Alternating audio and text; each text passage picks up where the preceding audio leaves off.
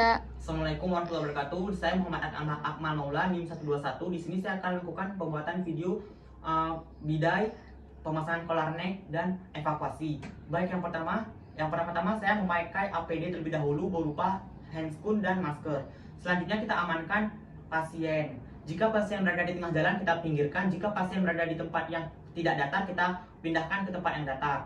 Terus juga karena pasien ini sadar, Pak, bisa dengar suara saya? Bisa.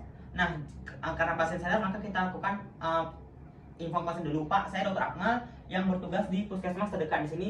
Karena ada kecelakaan, jadi saya akan yang menolong Bapak pada hari ini.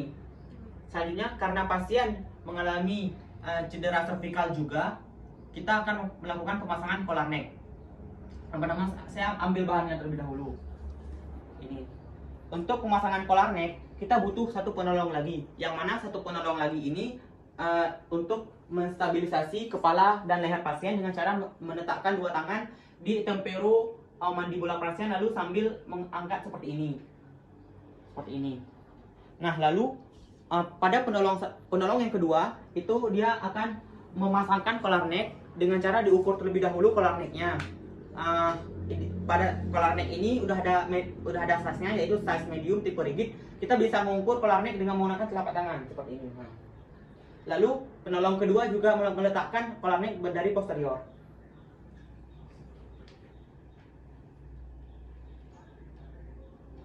Baik, pada pemasangan collar neck itu kita harus perhatikan beberapa hal. Yang pertama, pemasangan collar neck ini tidak boleh merubah posisi kepala. Terus yang kedua, pemasangan collar neck itu kita rekatkan di bawah dagunya di sini. Terus yang ketiga, pemasangan collar neck jangan terlalu ketat. Baik, setelah kita lakukan pemasangan collar neck dan setelah kita initial assessment tadi, setelah kita lakukan head to toe, ternyata pasien juga mengalami angulasi, deformity dan shortening di bagian ekstremitas dextra atau kanan di sini. Ekstremitas ini. Sehingga dicurigai pasien mengalami close fracture tibia fibula sepertiga middle dextra. Ini. Yang pertama kita lakukan inspeksi yang pertama kita lepaskan aksesoris pasien terlebih dahulu. Jika pasien memakai sepatu maka kita buka. Jika pasien menggunakan celana panjang maka kita gunting. Terus kita inspeksi terlebih dahulu bagian luarnya apakah terdapat perdarahan atau tidak. Jika ada perdarahan, kita lakukan beban tekan dulu agar perdarahannya berhenti. Selanjutnya kita lakukan cek PSM terlebih dahulu dengan cara melakukan perabaan di daerah ekstremitas yang cedera. Pak, apakah di sini teraba? Teraba. Tidak. Pak, di sini apakah teraba? Tidak. Lalu kita bandingkan di sebelah kirinya. Pak, di sini apakah teraba? Teraba. Jadi pasien merasakan di sebelah kanannya itu tidak teraba, sedangkan sebelah kirinya ini teraba, berarti ada abnormalitas dari vaskulernya. Terus selanjutnya saya akan lakukan palpasi juga arteri tibialis posterior di sini dan tibialis anterior di sini. Pada saat perabaan arteri tibialis posterior dan dorsalis pedis itu isinya kurang, jadi itu menandakan ada kegangguan vaskular juga. Baik, selanjutnya saya akan melakukan pemasangan bidai terlebih dahulu. Yang pertama-tama kita siapkan bidainya dulu dan pengikatnya. Selanjutnya penolong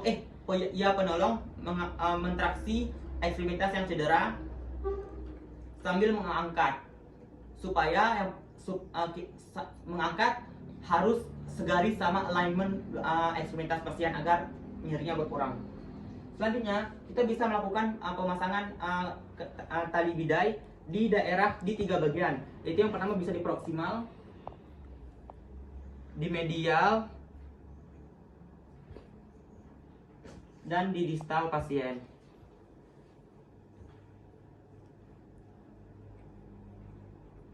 Nah, lalu kita pasangkan bidai posterior.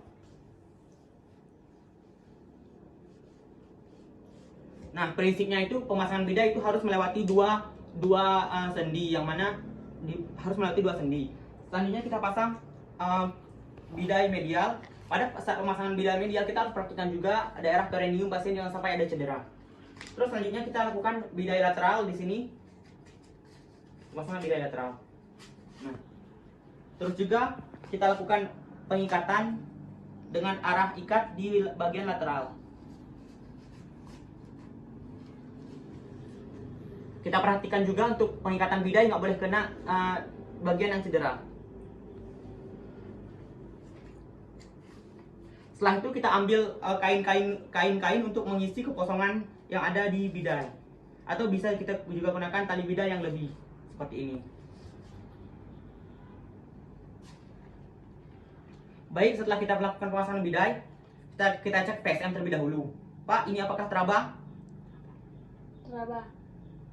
Lalu kita bandingkan juga. Pak, teraba Pak? Teraba. Baik, selanjutnya saya akan cek PSM juga dengan memobilisasi arteri dorsalis pedis dan tibialis posterior. Di sini sudah ada isinya cukup yang menandakan vaskularnya sudah berjalan normal. Selanjutnya kita akan melakukan evakuasi. Yang mana evakuasi ini memerlukan 4 penolong. Penolong yang pertama itu dia menstabilisasi kepala dan leher pasien pada pemasangan polarnet. Penolong yang kedua dia akan merekatkan ekstremitas tangan pasien ke sumbu badan pasien dengan telapak tangannya menghadap ke tubuh seperti ini.